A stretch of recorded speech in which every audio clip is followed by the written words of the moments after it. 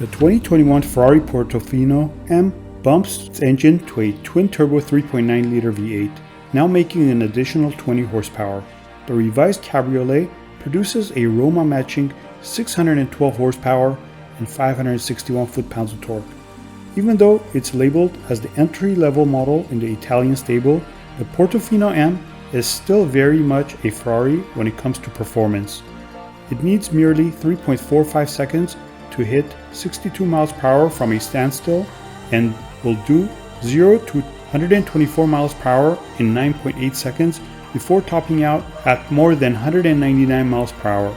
It's the first time a convertible Ferrari has used an 8-speed gearbox, a unit that is a 20% smaller clutch module and 35% higher torque delivery than the transmission it replaces.